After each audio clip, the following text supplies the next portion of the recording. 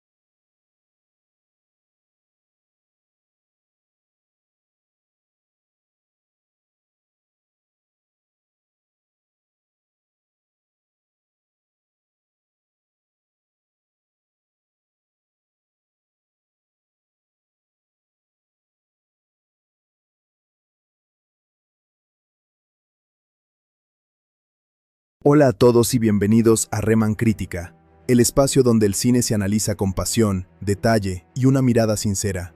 Si eres amante de las películas que marcaron historia, que definieron géneros y que todavía hoy siguen dando de qué hablar, este es tu lugar. En el video de hoy, vamos a sumergirnos en una de las películas de acción más icónicas de todos los tiempos, Die Hard. Una cinta que no solo redefinió el concepto del héroe de acción en los años 80, sino que también nos regaló a uno de los protagonistas más carismáticos y humanos del género. Aquí no hablamos solo de explosiones y disparos, hablamos de tensión bien construida, personajes memorables y un enfrentamiento que se convirtió en leyenda. En Reman Crítica no solo revisamos películas, las analizamos. Observamos su impacto cultural, su narrativa, sus actuaciones, y nos preguntamos algo muy importante. ¿Realmente sigue valiendo la pena verla hoy? ¿Ha envejecido bien?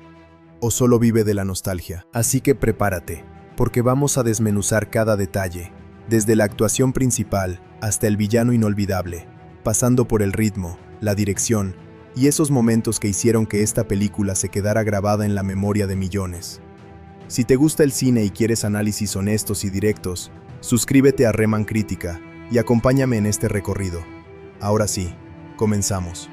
Die Hard es una película de acción estrenada en 1988 que redefinió el género al combinar suspenso, violencia estilizada y un protagonista vulnerable pero ingenioso.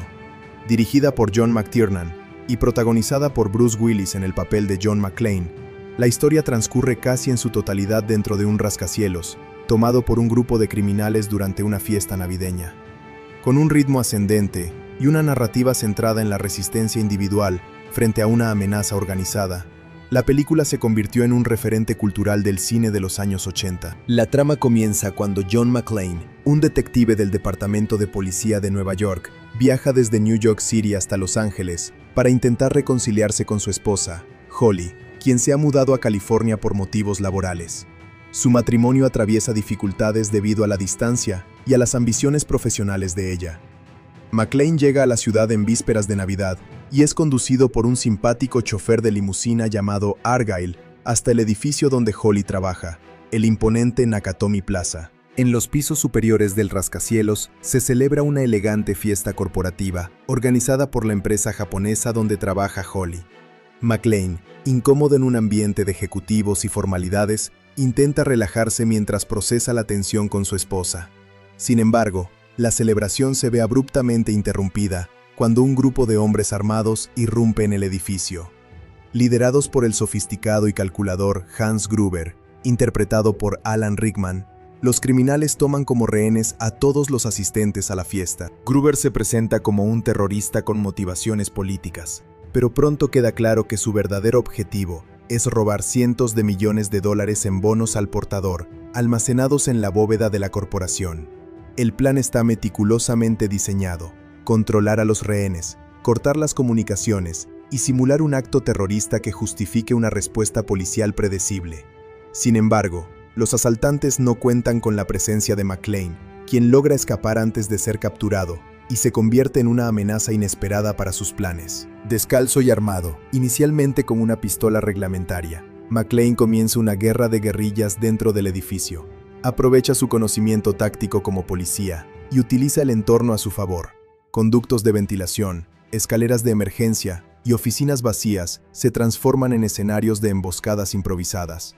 Su primera confrontación con uno de los criminales le permite conseguir mejores armas y enviar un mensaje claro a Gruber de que no está dispuesto a rendirse. Mientras tanto, en el exterior del edificio, la policía local empieza a sospechar que algo no va bien. Tras recibir una alerta indirecta enviada por McClane, el Los Angeles Police Department llega al lugar, aunque inicialmente subestima la gravedad de la situación. Entre los oficiales destaca el sargento Al Powell, quien establece contacto por radio con McClane. A través de esa comunicación, nace una relación de confianza y apoyo mutuo que resulta fundamental para el desarrollo de la historia. Powell, que arrastra un trauma personal por haber disparado accidentalmente a un niño en el pasado, encuentra en McClane una oportunidad para recuperar su fe en sí mismo. Dentro del edificio, la tensión aumenta a medida que McClane sabotea sistemáticamente el plan de los asaltantes. El protagonista demuestra no ser un héroe invulnerable, sufre heridas, sangra y expresa miedo y frustración. Esta dimensión humana lo distingue de otros personajes de acción de la época. En varias escenas se le ve agotado, hablando consigo mismo o improvisando estrategias desesperadas. La película equilibra momentos de violencia intensa con toques de humor irónico, especialmente en los diálogos entre McClane y Gruber, quienes mantienen un duelo verbal tan importante como el físico. Hans Gruber, por su parte, es un antagonista refinado, culto y paciente. No es un villano impulsivo, actúa con precisión y calcula cada movimiento. Su liderazgo se basa tanto en la inteligencia como en la intimidación. A medida que sus hombres van cayendo uno por uno ante las tácticas de McClane, Gruber comienza a comprender que se enfrenta a un oponente fuera de lo común. En un giro interesante, incluso llega a hacerse pasar por rehén en un encuentro cara a cara con McClane, intentando manipularlo psicológicamente. El conflicto escala cuando intervienen agentes federales del Federal Bureau of Investigation, quienes asumen el control de la operación desde el exterior.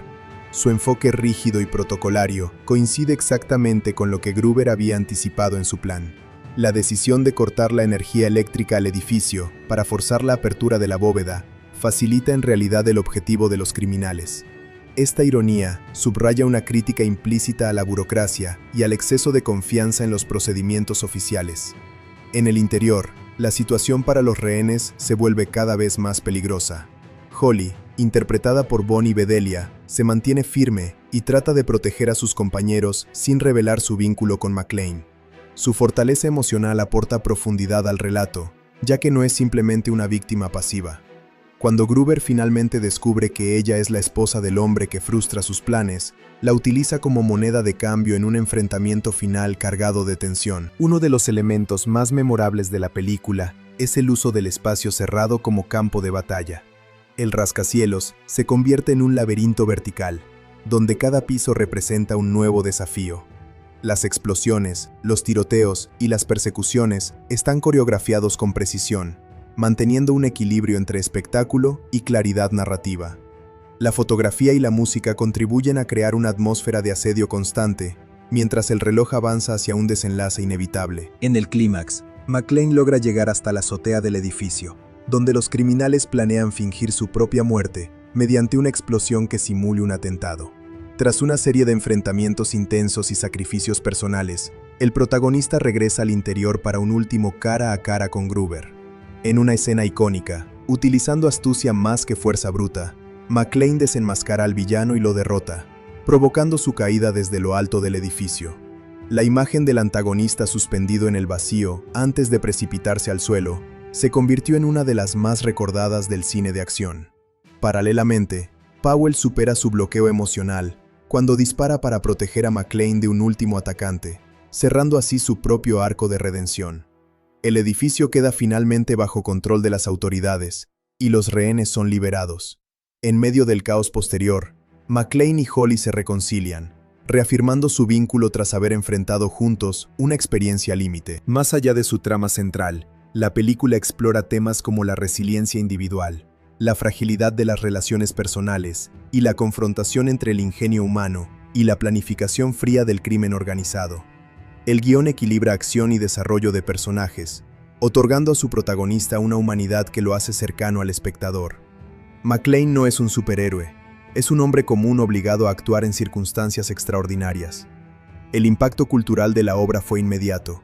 Transformó la carrera de Bruce Willis, quien hasta entonces era conocido principalmente por la comedia televisiva, y consolidó un modelo narrativo que sería imitado en numerosas producciones posteriores. Un héroe aislado en un espacio cerrado, enfrentando a múltiples enemigos.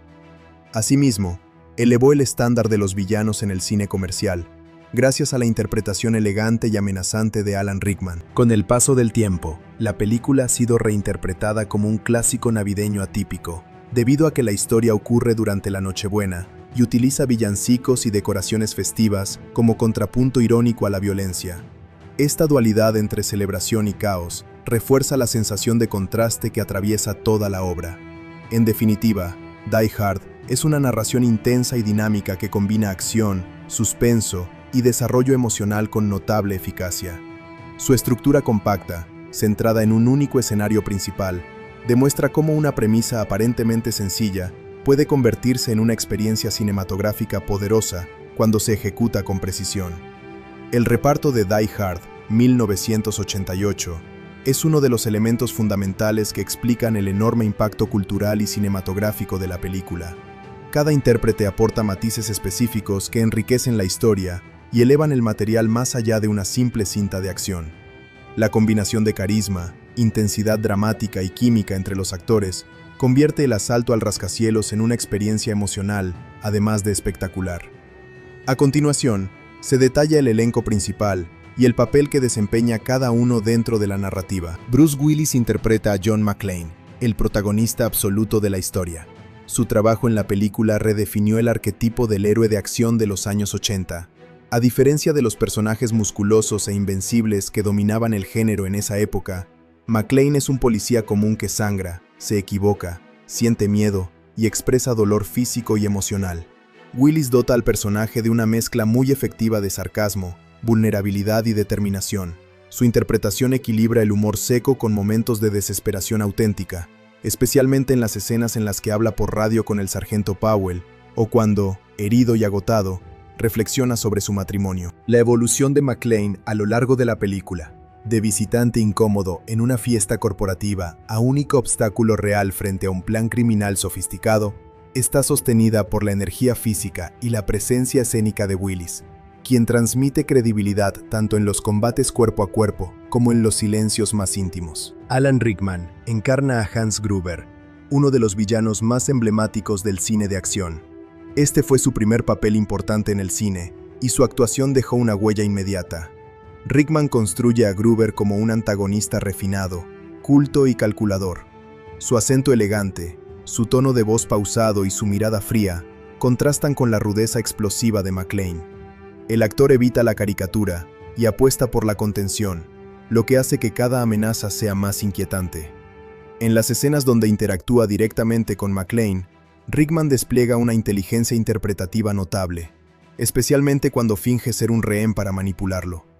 Su trabajo aporta sofisticación a la trama y convierte el enfrentamiento central en un duelo de ingenios, además de un conflicto armado. Bonnie Bedelia interpreta a Holly Gennaro McClane, la esposa del protagonista.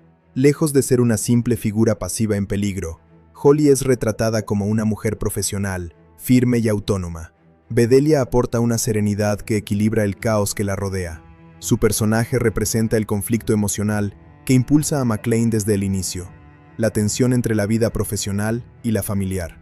Durante el secuestro, Holly demuestra liderazgo y compostura, especialmente en sus interacciones con Gruber. La actriz transmite dignidad y resistencia, y su presencia en el clímax refuerza la dimensión personal del enfrentamiento final. Reginald Bell Johnson da vida al sargento Al Powell. Su interpretación aporta el corazón emocional externo de la película. Powell es el único miembro de la policía que establece una conexión genuina con McClane. Bell Johnson construye al personaje como un hombre amable, algo inseguro por un trauma pasado, pero profundamente humano. Las conversaciones por radio entre Powell y McClane introducen momentos de respiro emocional dentro de la tensión constante. El actor logra que el público se identifique con su lucha interna por recuperar la confianza en sí mismo. Su arco culmina cuando supera su miedo y actúa decisivamente para proteger a McClane, cerrando así su propio proceso de redención. Paul Gleason interpreta al subjefe de policía Dwayne T. Robinson. Gleason aporta un contrapunto de autoridad rígida y arrogante. Su personaje representa la burocracia policial que subestima la situación y desconfía de McClane. El actor utiliza un tono severo y gestos firmes para mostrar a un oficial más preocupado por el protocolo que por comprender la complejidad del escenario. Aunque su papel tiene matices de frustración e incluso ironía, funciona como obstáculo adicional para el protagonista, incrementando la tensión narrativa desde el exterior del edificio. William Atherton encarna al periodista Richard Thornburg. Atherton compone a un reportero oportunista y sensacionalista, dispuesto a cualquier cosa por obtener una exclusiva.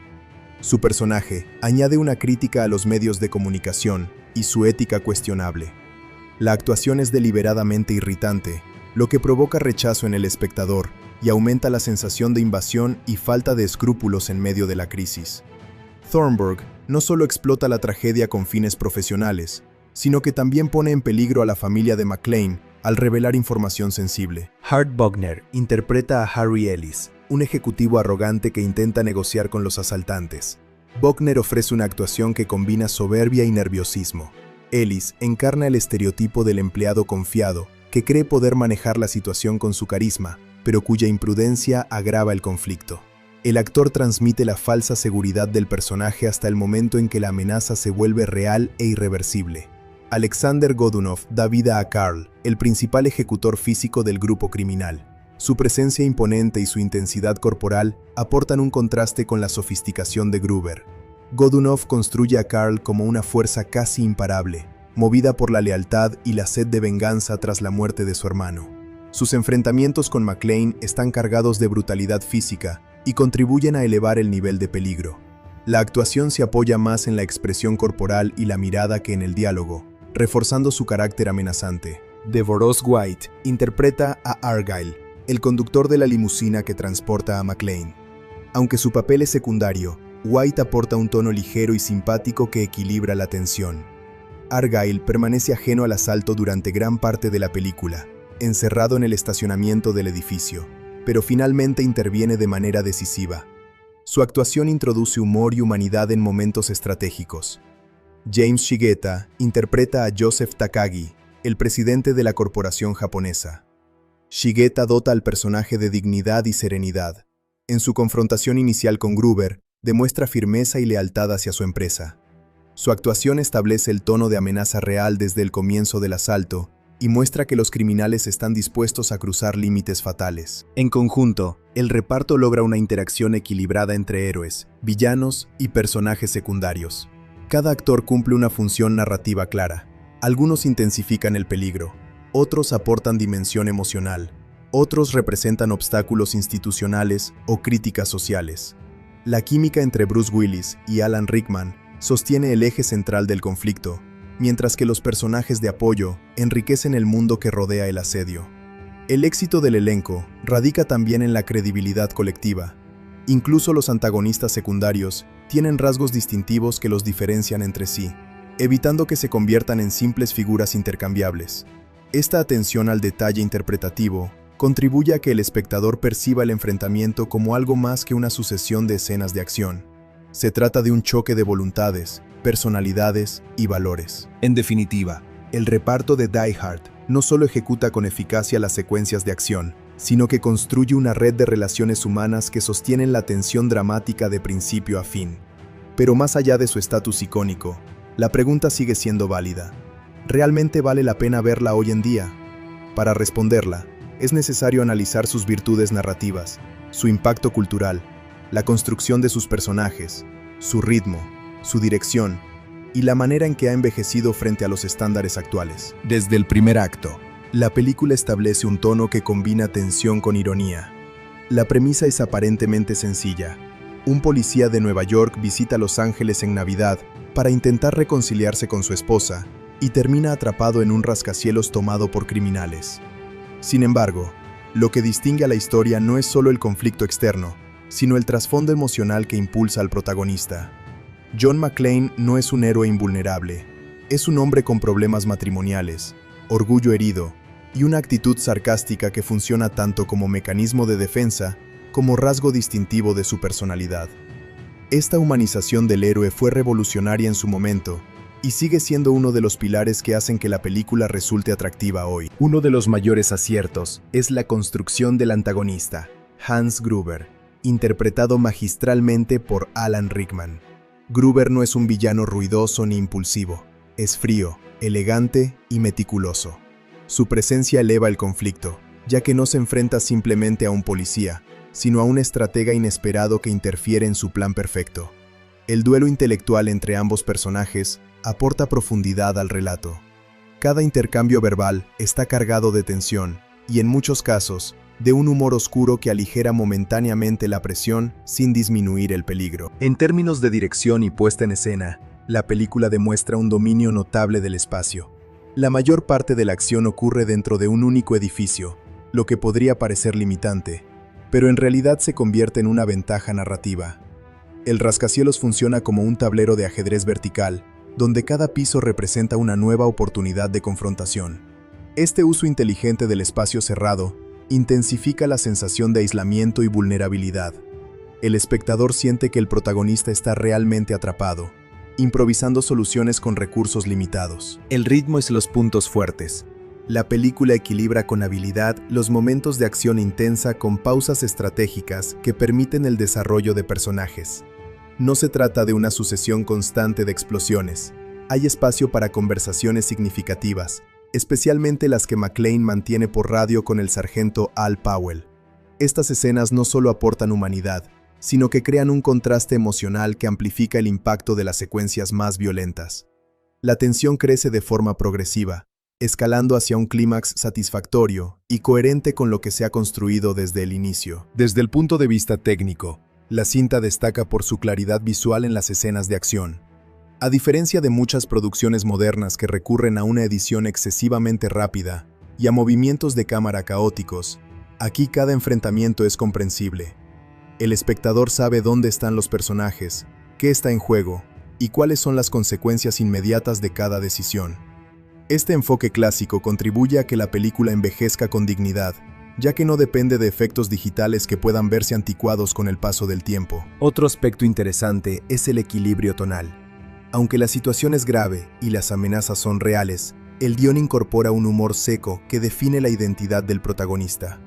Las frases ingeniosas de McClane no solo sirven para aliviar la tensión, sino que refuerzan su carácter desafiante frente a la adversidad. Este tono híbrido, entre acción y comedia sarcástica, influyó en innumerables películas posteriores que intentaron replicar esa fórmula de héroe carismático en situaciones límite. En cuanto a su vigencia, es importante considerar el contexto contemporáneo. El público actual está acostumbrado a universos cinematográficos expansivos, efectos especiales masivos y narrativas interconectadas. Die Hard, en cambio, es una historia contenida, directa y centrada en un conflicto específico. Precisamente ahí radica su fortaleza. La simplicidad de su premisa permite una ejecución precisa y enfocada. No hay subtramas innecesarias ni distracciones excesivas. Todo converge hacia el enfrentamiento central. También merece mención el trasfondo emocional relacionado con el matrimonio del protagonista. Aunque la trama principal gira en torno al asalto, la reconciliación con su esposa funciona como motor narrativo. Esto añade una capa adicional de significado. La lucha no es solo por sobrevivir, sino por restaurar una relación fracturada. La dimensión personal humaniza la violencia y evita que la película se convierta en un espectáculo vacío. En términos culturales, la película dejó una huella profunda en el género de acción. Estableció el modelo del héroe solitario atrapado en un espacio cerrado, una estructura que sería replicada en múltiples variaciones durante las décadas siguientes. Sin embargo, pocas lograron capturar la combinación exacta de tensión, humor y desarrollo de personajes que aquí se presenta. Verla hoy permite entender el origen de muchas convenciones narrativas que se volvieron comunes posteriormente. Ahora bien, ¿tiene defectos? Como toda obra, no está exenta de críticas. Algunos personajes secundarios podrían considerarse estereotípicos, especialmente ciertas figuras de autoridad o el periodista sensacionalista. Además, la representación de los criminales responde a arquetipos claros, aunque la presencia de Hans Gruber mitiga esa simplificación. Desde una perspectiva moderna, ciertos elementos pueden sentirse propios de su época, tanto en la estética como en algunos enfoques narrativos. Sin embargo, estos detalles no disminuyen significativamente su efectividad general. La estructura sólida, las actuaciones memorables y el equilibrio entre acción y emoción compensan cualquier aspecto que pueda percibirse como datado. De hecho, su estilo ochentero forma parte de su encanto, evocando una era del cine de acción más centrada en la construcción de personajes que en la espectacularidad digital. Entonces, ¿vale la pena verla? La respuesta es sí, especialmente para quienes disfrutan del cine de acción bien construido. Es una película que combina entretenimiento puro con una narrativa clara y personajes definidos. Incluso quienes no suelen ser aficionados al género pueden encontrar en ella una historia accesible, dinámica y emocionalmente satisfactoria. No requiere conocimiento previo ni compromiso con una saga extensa. Funciona perfectamente como experiencia independiente. Además, su duración está bien administrada. No se siente inflada ni apresurada. Cada escena tiene un propósito, ya sea desarrollar el conflicto, profundizar en los personajes o aumentar la tensión. El clímax es contundente y coherente con el arco narrativo del protagonista, lo que proporciona una sensación de cierre auténtica. En definitiva, Die Hard es más que una simple película de acción. Es un ejemplo de cómo una premisa sencilla puede ejecutarse con precisión y personalidad. Su protagonista vulnerable, su villano sofisticado y su estructura narrativa compacta la convierten en una experiencia cinematográfica que sigue funcionando décadas después de su estreno. Die Hard se estrenó en una época en la que el CGI todavía no era una herramienta dominante en la industria cinematográfica. A finales de los años 80, los efectos visuales digitales estaban en una fase temprana de desarrollo y se utilizaban de manera limitada en comparación con las décadas posteriores. Por esa razón, el impacto visual de la película se construyó principalmente a través de efectos prácticos, trabajo de especialistas, miniaturas, pirotecnia real y una planificación meticulosa de las escenas de acción. Analizar el CGI y los VFX en esta película implica comprender cómo el equipo técnico logró resultados espectaculares con recursos mayormente físicos y técnicas tradicionales. En primer lugar, es importante destacar que la mayor parte de las explosiones vistas en la película fueron efectos prácticos reales. Las detonaciones dentro del edificio, los impactos de disparos en superficies de vidrio y metal, y las secuencias de destrucción se realizaron con cargas controladas cuidadosamente diseñadas por el equipo de efectos especiales. Estas explosiones no fueron añadidas digitalmente en postproducción, sino ejecutadas en el set o en estructuras preparadas para tal fin. Esto aporta una sensación de peso y realismo, difícil de replicar incluso con tecnología moderna. El rascacielos donde transcurre la historia desempeña un papel fundamental en la construcción visual. Aunque el edificio existe en la vida real, muchas de las escenas interiores fueron filmadas en sets construidos específicamente para la producción. Estos decorados permitieron al equipo de efectos especiales integrar mecanismos ocultos para simular disparos, destrozos y colapsos parciales. Las paredes falsas, los cristales de azúcar y los paneles desmontables facilitaron la ejecución de escenas intensas sin comprometer la seguridad del elenco y el equipo técnico. Uno de los aspectos más impresionantes del trabajo de VFX fue la coordinación entre efectos prácticos y cinematografía. La iluminación desempeñó un papel crucial para integrar las explosiones y los disparos de manera natural en la imagen. Cada fogonazo debía sincronizarse con la cámara y el sonido para transmitir credibilidad. En lugar de depender de retoques digitales posteriores, el equipo buscó capturar la mayor cantidad posible de efectos directamente en cámara. Esto exigía precisión milimétrica, ya que no existía la flexibilidad de arreglarlo en postproducción, como ocurre hoy en día. La famosa secuencia de la explosión en la azotea es un ejemplo claro del ingenio técnico. Se utilizó una combinación de efectos prácticos a escala real y miniaturas detalladas del edificio. Las miniaturas eran maquetas cuidadosamente construidas que replicaban la arquitectura del rascacielos con gran nivel de detalle. Al detonarlas con cargas proporcionadas a la escala, se lograba una ilusión convincente de destrucción masiva. Posteriormente, mediante técnicas de composición óptica, estas tomas se integraban con planos del actor para crear continuidad visual. La composición óptica fue una herramienta esencial en la era previa al CGI avanzado. Consistía en combinar múltiples negativos de película para crear una sola imagen final. Este proceso permitía integrar fondos, explosiones adicionales o ampliaciones del edificio sin necesidad de construir estructuras completas a tamaño real.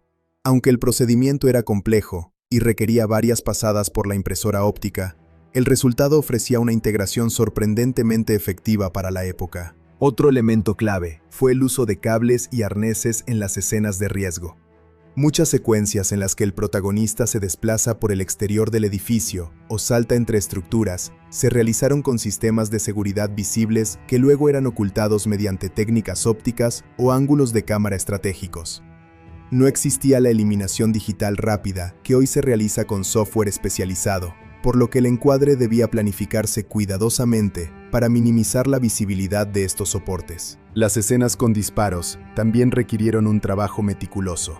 Los impactos de bala en vidrio se lograban mediante pequeñas cargas pirotécnicas incrustadas previamente en las superficies. Estas cargas se activaban de forma remota para simular el efecto del proyectil. El vidrio utilizado era un material especial diseñado para romperse de manera segura. El equipo de efectos debía coordinar la detonación exacta con el movimiento del actor y el sonido del disparo, ya que cualquier desincronización obligaba a repetir tomas costosas y complejas.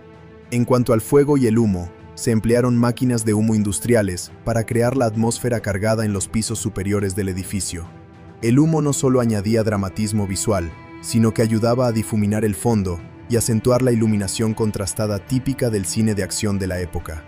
La interacción entre humo real y luz generaba una textura visual auténtica que hoy en día muchas producciones intentan replicar digitalmente. El trabajo de dobles de riesgo fue otro componente esencial del apartado visual. Las caídas desde alturas considerables, incluyendo el momento culminante en el que el antagonista cae desde el edificio, se realizaron mediante plataformas controladas y sistemas de amortiguación. En esa escena icónica, el actor fue suspendido y soltado sobre un colchón de seguridad, mientras varias cámaras capturaban la reacción.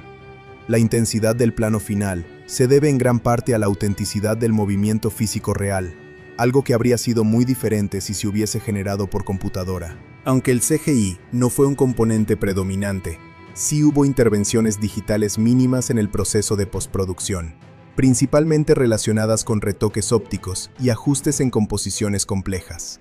Sin embargo, estos procesos estaban lejos del modelado tridimensional avanzado que se popularizaría en los años 90 y 2000.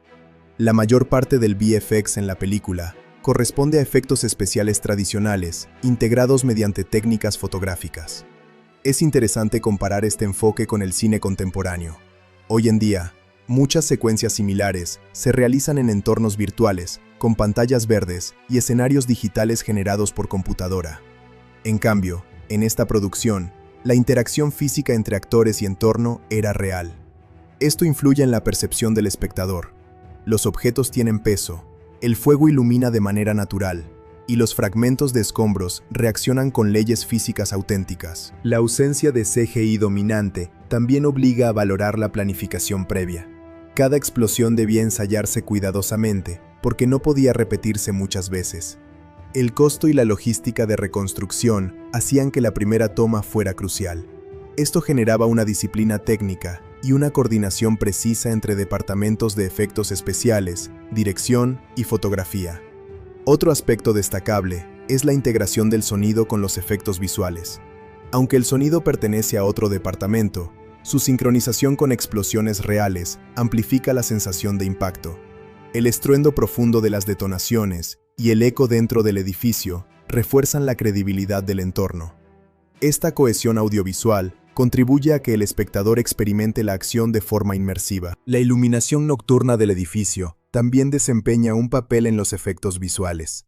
Muchas tomas exteriores requirieron combinar imágenes del edificio real con fondos adicionales y refuerzos lumínicos. El equilibrio entre luces prácticas y exposición cinematográfica fue esencial para mantener coherencia entre planos interiores y exteriores. En términos históricos, la película representa una etapa de transición en los efectos visuales. Aún anclada en técnicas tradicionales, demuestra hasta qué punto el ingenio humano podía crear espectáculos sin depender del renderizado digital. Su éxito ayudó a consolidar un modelo de cine de acción donde los efectos prácticos eran protagonistas. En conclusión, el trabajo de CGI y VFX en Die Hard se caracteriza más por lo que no utilizó que por lo que sí empleó. La película se apoya principalmente en efectos prácticos, miniaturas, composición óptica y pirotecnia real. Esta combinación genera una estética tangible que sigue siendo efectiva décadas después. Die Hard es considerada por muchos como una de las mejores películas de acción de todos los tiempos. Sin embargo, como toda obra cinematográfica, no está exenta de virtudes y defectos. Analizar sus puntos positivos y negativos permite entender por qué ha alcanzado estatus de clásico y, al mismo tiempo, reconocer aquellos aspectos que pueden generar debate o críticas desde una perspectiva contemporánea. Uno de los mayores puntos positivos es su protagonista. Bruce Willis ofrece una interpretación carismática y cercana que redefine el concepto de héroe de acción. John McClane no es invulnerable, no es físicamente imponente en comparación con otros héroes de la época, y no parece tener el control absoluto de la situación. Sangra, se equivoca, sufre y expresa miedo. Esta humanidad genera empatía inmediata con el espectador. La vulnerabilidad del personaje añade tensión real a cada escena, ya que nunca se siente completamente seguro que saldrá ileso. Otro punto extremadamente fuerte es el villano. Alan Rickman construye un antagonista elegante, inteligente y calculador. Su interpretación aporta sofisticación al conflicto central. La presencia de un villano bien desarrollado eleva el nivel de la historia, ya que el enfrentamiento no es simplemente físico, sino también psicológico. Los diálogos entre héroe y antagonista están cargados de ironía, tensión y juego mental, lo que mantiene el interés narrativo más allá de las explosiones. El ritmo es otro aspecto positivo destacado. La película está estructurada de manera eficiente, presenta rápidamente el conflicto, establece el entorno y aumenta la tensión de forma progresiva. No hay subtramas innecesarias que distraigan del núcleo central. Cada escena cumple una función clara, ya sea desarrollar personajes, intensificar el peligro o avanzar hacia el clímax. Esta economía narrativa contribuye a que la película se mantenga dinámica y entretenida, incluso después de múltiples visionados. La utilización del espacio cerrado es también un gran acierto. El rascacielos no es solo un escenario, sino un elemento activo de la historia. Cada piso representa una nueva fase del enfrentamiento. Esta estructura vertical crea una sensación constante de asedio y aislamiento. La limitación geográfica refuerza la tensión y obliga al protagonista a improvisar con lo que tiene a mano, lo que añade creatividad a las escenas de acción. Otro punto positivo importante es el equilibrio tonal. Aunque la situación es dramática y violenta, el guión incorpora humor sarcástico que humaniza al protagonista y aligera la tensión sin romper la atmósfera. Las frases ingeniosas no se sienten forzadas, forman parte natural del carácter de McClane. Esta combinación de acción intensa y humor seco influyó en numerosas películas posteriores. En el apartado técnico, los efectos prácticos son un punto fuerte. Las explosiones, disparos e impactos tienen peso y realismo porque fueron ejecutados físicamente. Esta autenticidad visual hace que la película envejezca mejor que muchas producciones con efectos digitales que con el tiempo pueden verse artificiales. Además, la dimensión emocional relacionada con el matrimonio del protagonista añade profundidad. La historia no es únicamente sobre detener criminales, también es sobre reconciliación y crecimiento personal. Esto le otorga una capa adicional de significado que la distingue de otras películas de acción más superficiales. Sin embargo, también existen puntos negativos que pueden señalarse. Uno de ellos es el uso de ciertos estereotipos.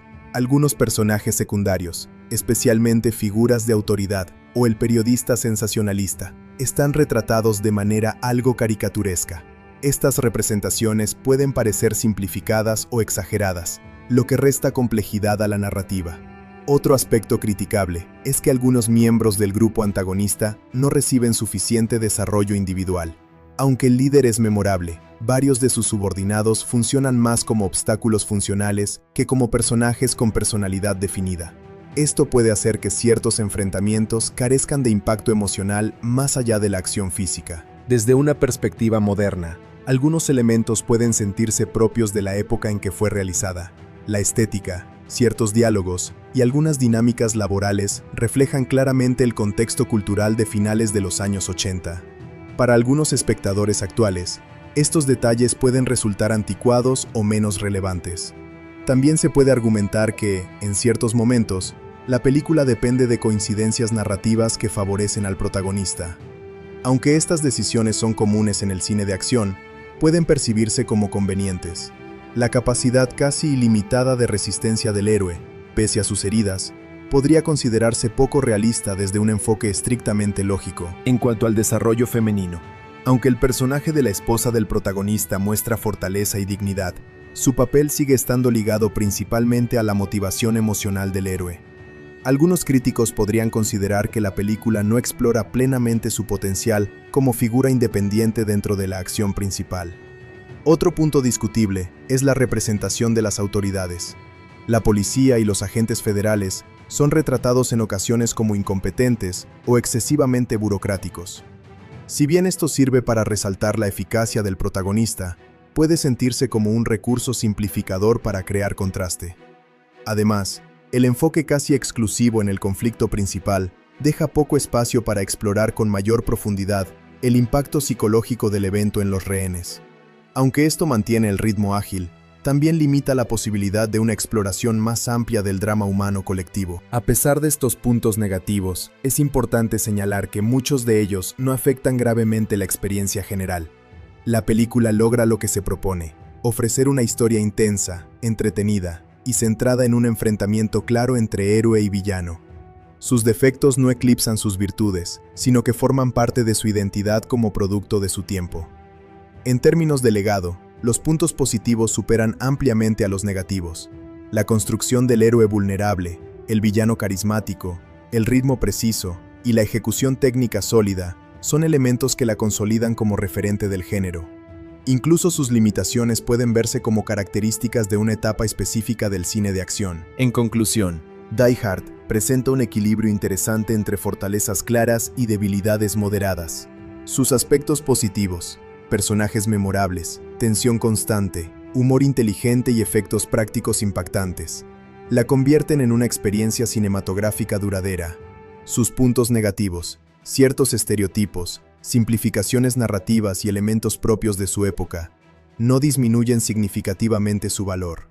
Cuando Die Hard se estrenó en cines en 1988, nadie esperaba que fuera el fenómeno que terminó siendo. El estudio la lanzó primero en un número limitado de salas, donde rápidamente demostró un enorme interés por parte del público. La película se estrenó oficialmente en Estados Unidos a mediados de julio de ese año, y aunque inicialmente estuvo en cartelera con una distribución modesta, su rendimiento fue sorprendente. En su primera semana limitada, la recaudación fue sólida, lo que incentivó a los distribuidores a expandirla a miles de cines en todo el país. A partir de ese momento, la película no solo se mantuvo entre las más vistas del fin de semana, sino que pasó varias semanas consecutivas dentro del top 5 de los estrenos más taquilleros, un logro significativo, considerando que competía con grandes títulos de comedia y otros estrenos de verano. Su éxito continuado permitió que siguiera en cartelera durante varios meses, lo que contribuyó a expandir su alcance mucho más allá de lo que la industria inicialmente había predicho. En términos de cifras globales, Die Hard recaudó una suma considerable teniendo en cuenta su modesto presupuesto. En Estados Unidos, su ingreso en taquilla superó con creces lo que se esperaba, acumulando decenas de millones de dólares solo en su territorio de estreno. Sumando los mercados internacionales, la película logró una recaudación mundial que rozó o superó los 140 millones de dólares, una cifra impresionante para finales de los 80 y especialmente para un filme de acción con clasificación para adultos. Este rendimiento la colocó entre las películas más exitosas de ese año a nivel mundial, destacando en un año competitivo, donde los títulos de enorme recaudación eran dominados por comedias y dramas. El balance entre el presupuesto de producción y la recaudación directa la convirtió rápidamente en un referente dentro del estudio y en una clasificación sólida para futuras secuelas, gracias a la rentabilidad que generó. El impacto financiero de Die Hard fue aún más destacado, porque llegó en un momento en que el género de acción estaba saturado de héroes musculosos e invulnerables. El enfoque más humano de su protagonista y la combinación inteligente entre acción, humor e inteligencia narrativa sorprendieron a un público amplio, lo que se tradujo en una recaudación sostenida. Además, la película continuó siendo atractiva con el paso del tiempo, con reediciones especiales, proyecciones conmemorativas y estrenos relanzados en cines décadas después. Siguió añadiendo pequeñas sumas a su cifra acumulada de taquilla, prolongando su vida comercial mucho más allá de su lanzamiento inicial. El éxito de taquilla también se tradujo en oportunidades de negocio en el mercado de video casero, lo que era una fuente de ingresos muy significativa a finales de los años 80 y principios de los 90. Die Hard se lanzó en formato VHS pocos meses después de su estreno en cines, al comenzar el año siguiente, cuando el mercado de alquiler de videos estaba en pleno auge. Fue un lanzamiento muy esperado, apareciendo en las estanterías de tiendas y puntos de alquiler en enero de 1989. El público respondió con entusiasmo. Rápidamente se convirtió en uno de los videos más alquilados de ese periodo y se mantuvo en las listas de películas más arrendadas durante semanas. Esto no solo permitió que quienes no la vieron en cines pudieran experimentarla en casa, sino que también consolidó su popularidad entre una audiencia aún más amplia. Con el paso de los años, Die Hard continuó siendo reeditada en distintos formatos a medida que las tecnologías de reproducción evolucionaban. En la década de los 90, su primera edición en DVD llegó al mercado, ofreciendo una calidad de imagen mejorada y opciones adicionales que no eran posibles en las versiones de cinta VHS. Estas ediciones en DVD, tanto en colecciones con sus secuelas como en versiones especiales individuales, presentaron características adicionales como comentarios de los creadores, escenas eliminadas, promos y material detrás de cámaras, lo que hizo que incluso quienes ya la habían visto en VHS se sintieran atraídos a adquirirla de nuevo. Más adelante, con la llegada de los discos Blu-ray, la película recibió otra actualización. La edición en Blu-ray se publicó a finales de la primera década de los 2000, ofreciendo no solo una mejora significativa en la calidad de imagen y sonido, sino también consolidando el valor del título como clásico del cine de acción. Esta versión permitió a generaciones posteriores disfrutar de la película con una fidelidad mucho mayor a la original cinematográfica. Con el auge de los formatos de alta definición, también se lanzaron ediciones especiales que incluyeron empaques conmemorativos, presentaciones en cajas de colección y distintos extras que apelaban tanto a coleccionistas como a fans del título. Para conmemorar aniversarios importantes, como el 30º de la película, se lanzaron ediciones más cuidadas que incluyeron no solo la versión restaurada en resoluciones superiores, sino también contenido retroactivo que celebraba su legado. En el caso del lanzamiento en formato 4K Ultra HD Blu-ray, se realizó una remasterización con escaneo de alta calidad del negativo original, lo que permitió ofrecer una experiencia visual notablemente superior, incluso a las versiones anteriores en Blu-ray. Estos lanzamientos incluyeron comentarios de audio con el director y otros miembros del equipo técnico, material de extras y, en algunos casos, códigos de descarga digital para quienes quisieran poseer la película también en formato portable.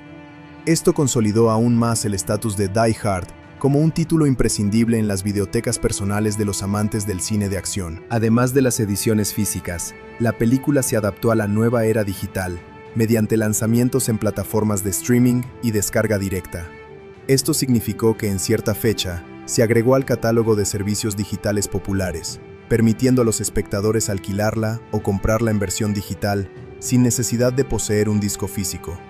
Este paso fue importante, ya que reflejó la transición del consumo de cine desde formatos físicos hacia una distribución más flexible y accesible para un público global. El ciclo de lanzamientos en medios caseros, desde VHS hasta 4K Ultra HD, no solo refleja la evolución tecnológica de cómo se consume cine en casa, sino también cómo una película puede seguir generando interés comercial décadas después de su estreno. Cada nueva edición permitió que Die Hard siguiera capturando audiencias nuevas y renovadas, asegurando que no solo se recordara por sus cifras de taquilla originales, sino también por su rendimiento continuado en el mercado de video casero. En resumen, Die Hard fue un éxito financiero en cines, con una recaudación mundial impresionante para su época, lo que la consolidó como uno de los grandes títulos de 1988. Además, su historia en el mercado de medios caseros ha sido igual de fructífera, pasando por todas las generaciones de formatos, desde VHS hasta 4K UHD, y adaptándose a las tecnologías emergentes para mantener su presencia entre el público. Die Hard no solo se convirtió en un referente del cine de acción por su historia y sus actuaciones, sino también por el trabajo creativo detrás de cámaras. El director y los guionistas desempeñaron un papel fundamental en la construcción del tono, la estructura narrativa y la identidad visual de la película. Comprender quiénes fueron y cómo influyeron en el resultado final permite apreciar con mayor profundidad el éxito y la permanencia cultural de la obra. El director de la película fue John McTiernan, un cineasta que en aquel momento ya comenzaba a consolidarse dentro del género de acción. Antes de dirigir esta producción, había llamado la atención con otros proyectos que demostraban su capacidad para manejar tensión, ritmo y espectáculo visual. Su estilo se caracteriza por una planificación precisa de las escenas de acción y una clara comprensión del espacio físico donde se desarrolla la historia. En Die Hard, McTiernan aprovechó el entorno cerrado del rascacielos para convertirlo en un elemento narrativo activo, casi como si el edificio fuera un personaje más. McTiernan no se limitó a filmar explosiones y tiroteos. Su enfoque estuvo centrado en la claridad visual. Cada escena de acción es comprensible, lo que significa que el espectador siempre sabe dónde están los personajes y qué está en juego. Este enfoque contrasta con tendencias posteriores del cine de acción, que priorizan la edición frenética. En Die Hard, La tensión surge tanto de la coreografía física como de la anticipación emocional. El director entendió que la acción es más efectiva cuando el público puede seguir la lógica espacial del conflicto. Otro aspecto importante del trabajo de McTiernan fue su capacidad para equilibrar el tono. La película combina suspenso intenso con humor sarcástico, y mantener esa mezcla sin que resulte incoherente requiere una dirección firme. El director permitió que el protagonista expresara ironía, incluso en momentos críticos, pero nunca dejó que el humor debilitara la sensación de peligro real. Este equilibrio tonal es una de las razones por las que la película sigue funcionando décadas después. En cuanto a los guionistas, el libreto fue escrito principalmente por Jeb Stuart y Steven E. de Souza. Ambos aportaron elementos distintos que se complementaron eficazmente.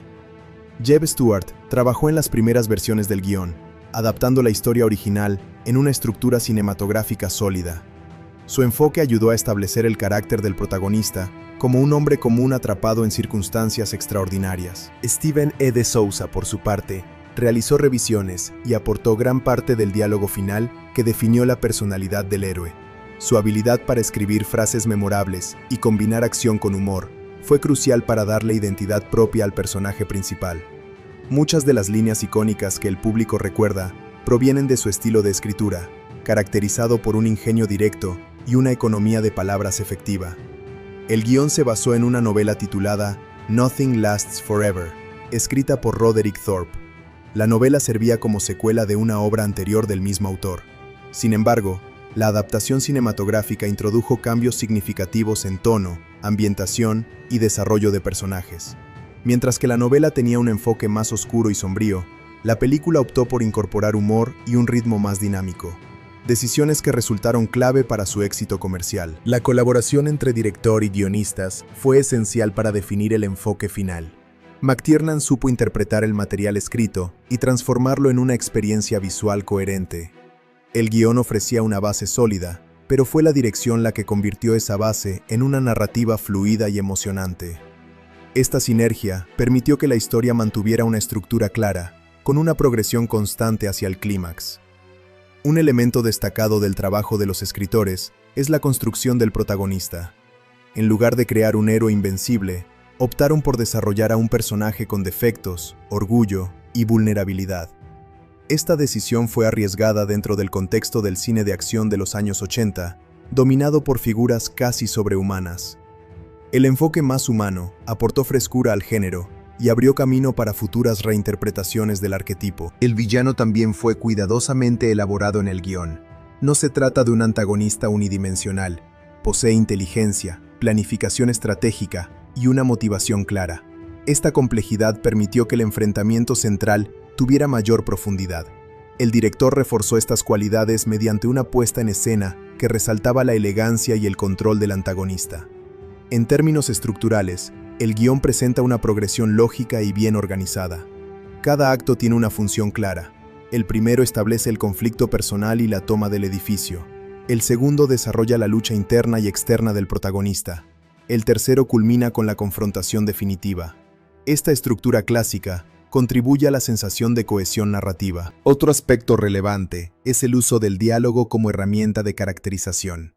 Los intercambios verbales no solo transmiten información, sino que revelan personalidad.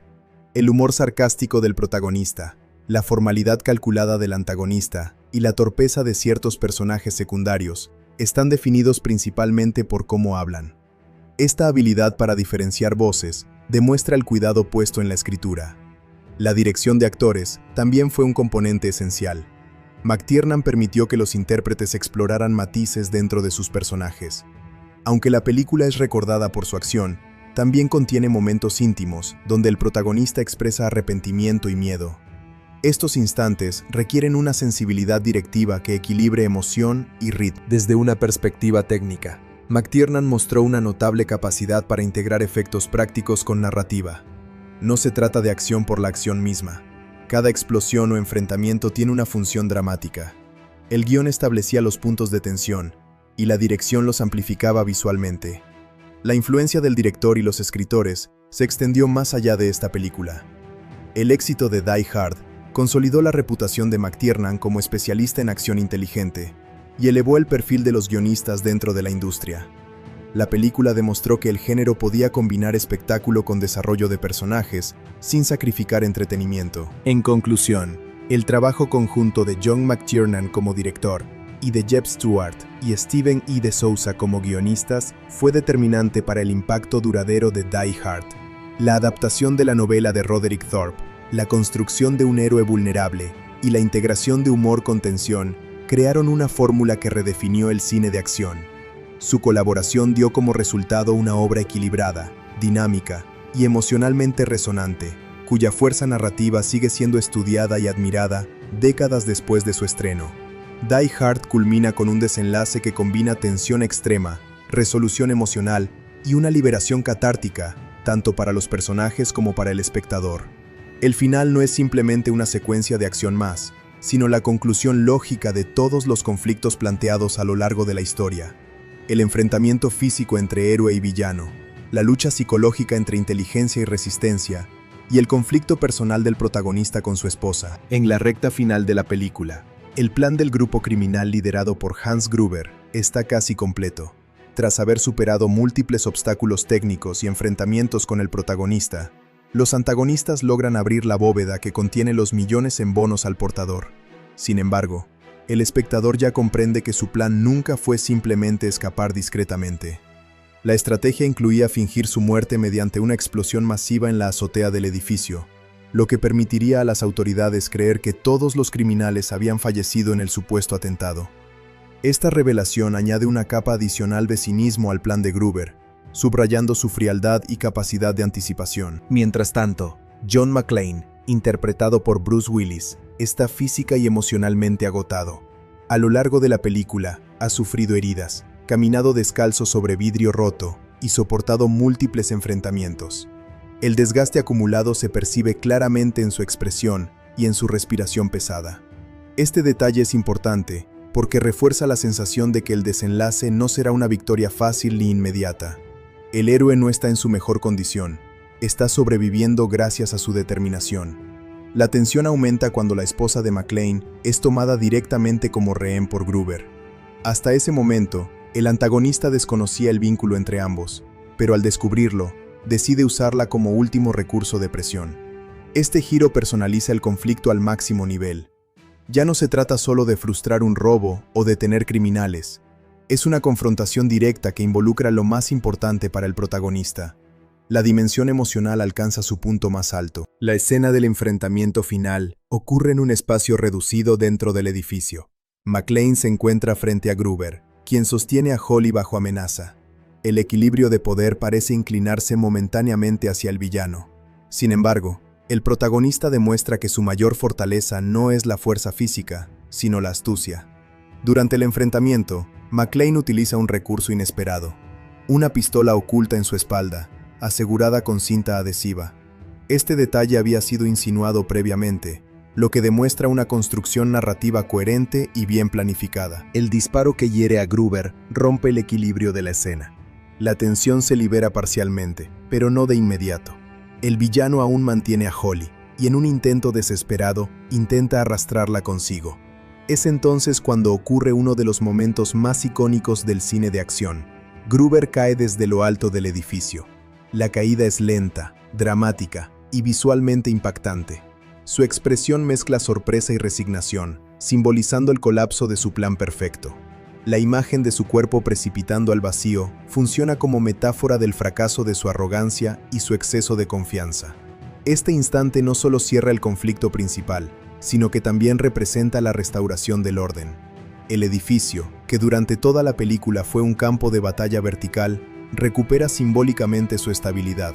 La amenaza central ha sido eliminada, pero el desenlace aún reserva un último momento de tensión. Poco después, un antagonista secundario, aparentemente derrotado, reaparece para intentar un último ataque. Esta falsa resolución aumenta brevemente la ansiedad del espectador. Sin embargo, la intervención del sargento Al Powell, interpretado por Reginald Bell Johnson, aporta una conclusión emocional adicional. Powell, quien había confesado su trauma por un disparo accidental en el pasado, supera su bloqueo y actúa decisivamente para salvar a McClane. Este momento no solo resuelve la amenaza restante, sino que completa el arco de redención del personaje secundario. Tras la eliminación definitiva de los criminales, el edificio deja de ser un espacio de guerra y se convierte nuevamente en un entorno bajo control policial. Las luces de emergencia, las sirenas y la llegada de refuerzos crean una atmósfera de alivio colectivo. Los rehenes son evacuados y el caos comienza a disiparse. En medio de esta resolución externa, se desarrolla la resolución emocional. McClane y Holly finalmente se reencuentran sin barreras físicas ni amenazas inmediatas. A lo largo de la película, su matrimonio había sido presentado como frágil, afectado por la distancia y el orgullo. El enfrentamiento extremo ha servido como catalizador para redefinir sus prioridades. Holly vuelve a presentarse utilizando el apellido de su esposo, un gesto simbólico que indica reconciliación y unidad renovada. El final también incluye un toque de ironía y crítica social a través del personaje del periodista oportunista, cuya actitud sensacionalista queda en segundo plano frente al heroísmo auténtico de quienes enfrentaron la crisis. Este contraste refuerza la idea de que la verdadera valentía no proviene de la exposición mediática, sino del sacrificio personal. Desde el punto de vista temático, el desenlace reafirma varios mensajes centrales de la película. En primer lugar, subraya la importancia de la resiliencia individual. McClane no gana por ser más fuerte o mejor armado, sino por negarse a rendirse. En segundo lugar, demuestra que la inteligencia estratégica puede superar la planificación meticulosa cuando existe improvisación y determinación. Finalmente, refuerza el valor de la conexión humana. La relación entre McClane y Powell, así como la reconciliación matrimonial, aportan calidez a un relato dominado por violencia y tensión. Narrativamente, el final es satisfactorio porque resuelve todos los conflictos principales sin dejar cabos sueltos importantes. El antagonista recibe un destino acorde a su arrogancia. El protagonista supera tanto la amenaza externa como su conflicto interno, y los personajes secundarios completan sus propios arcos. Visualmente, el clímax mantiene coherencia con el estilo de la película. Acción clara, efectos prácticos impactantes y una puesta en escena que prioriza la comprensión espacial. No hay excesos innecesarios ni giros artificiales. Cada elemento del desenlace está respaldado por información previa, lo que genera una sensación de justicia narrativa. En conclusión, el final de Die Hard funciona como una culminación equilibrada entre acción y emoción. No se limita a ofrecer una victoria física, ofrece una restauración personal y simbólica. El enfrentamiento final entre McClane y Gruber es tanto un choque de voluntades como la resolución de un viaje interno. La caída del villano representa el colapso de la amenaza, mientras que el abrazo final simboliza la reconstrucción de lo que estaba roto al inicio. Die Hard no solo es recordada por su acción intensa y sus personajes memorables, sino también por su poderosa banda sonora y su música incidental, BGM, que desempeñan un papel fundamental en la construcción de la tensión y la identidad de la película. La música no funciona simplemente como acompañamiento, es un elemento narrativo que refuerza emociones, anticipa peligros y subraya momentos clave del desarrollo dramático. El compositor encargado de la partitura fue Michael Kamen, un músico británico-estadounidense reconocido por su versatilidad y su capacidad para combinar orquestación clásica con energía cinematográfica moderna. Kamen tenía formación en música clásica y experiencia en arreglos orquestales para rock y cine, lo que le permitió aportar un enfoque distintivo al género de acción. En Die Hard, su trabajo equilibra tensión, dramatismo y una sutil ironía que complementa perfectamente el tono híbrido de la película. Uno de los aspectos más interesantes de la banda sonora es su uso estratégico de motivos musicales recurrentes. Kamen construye temas asociados a la amenaza, al héroe y al suspenso, utilizando variaciones orquestales para intensificar o suavizar la atmósfera según la escena. En lugar de recurrir constantemente a música estridente, el compositor opta en muchos momentos por silencios calculados o cuerdas tensas que generan anticipación. Esta contención musical permite que los estallidos sonoros tengan mayor impacto cuando ocurren. La partitura se apoya principalmente en una orquesta sinfónica, con especial énfasis en las cuerdas y los metales. Las trompetas y trombones aportan fuerza en las escenas de confrontación directa, mientras que los violines y violas crean una sensación de nerviosismo latente en los momentos de acecho. La percusión, utilizada de forma medida, intensifica las secuencias de acción sin saturar la experiencia auditiva. Este equilibrio demuestra una comprensión sofisticada del ritmo cinematográfico. Un elemento distintivo de la música en Die Hard es la incorporación de referencias temáticas que contrastan con la violencia en pantalla. Dado que la historia se desarrolla durante la temporada navideña, el compositor integra variaciones sutiles de melodías asociadas a esa festividad. Estas referencias musicales no se presentan de manera alegre, sino con un matiz irónico que subraya la contradicción entre el espíritu festivo y la brutalidad de los acontecimientos. Este recurso añade una capa adicional de profundidad tonal. Además de la partitura original, la película incluye canciones reconocibles que refuerzan su identidad. La más destacada es Ode to Joy, parte de la Novena Sinfonía de Beethoven, que se utiliza como motivo asociado al antagonista y a la apertura de la bóveda. Esta elección no es casual. La grandiosidad de la pieza clásica acentúa la sensación de triunfo anticipado del villano. Kamen reinterpreta y adapta fragmentos de esta composición dentro de la banda sonora, integrándolos de manera coherente en el tejido musical del filme. La combinación de música original y piezas clásicas demuestra la habilidad del compositor para dialogar con obras preexistentes sin perder cohesión. En lugar de insertar música externa de forma abrupta, Kamen la integra dentro de su lenguaje orquestal, creando continuidad. Esto es especialmente notable en las escenas donde la amenaza parece estar bajo control del antagonista. La música transmite una falsa sensación de orden, que luego se rompe cuando el héroe interviene. En términos de construcción de tensión, la música cumple una función psicológica clave. Muchas escenas de suspense utilizan patrones repetitivos en las cuerdas, creando una sensación de latido constante. Estos ritmos sostenidos aumentan la ansiedad del espectador antes de que ocurra un enfrentamiento. Cuando finalmente estalla la acción, la orquesta se expande con fuerza, generando una liberación auditiva que acompaña la explosión visual. El tema asociado al protagonista no es excesivamente heroico en el sentido tradicional, a diferencia de otras películas de acción donde el héroe tiene una melodía triunfal constante. Aquí el motivo es más contenido y flexible. Esto refleja la naturaleza vulnerable del personaje principal. La música no lo presenta como invencible, lo acompaña en su lucha, subrayando tanto sus momentos de determinación como sus instantes de agotamiento. Otro aspecto relevante es la sincronización entre música y efectos sonoros. La banda sonora no compite con los disparos, explosiones y ruidos ambientales, sino que los complementa. En varias secuencias, la música se retira parcialmente para permitir que el sonido diegético domine la escena, reforzando la sensación de realismo. Luego, cuando la tensión emocional requiere mayor énfasis, la orquesta regresa con intensidad calculada. El uso del silencio también es significativo.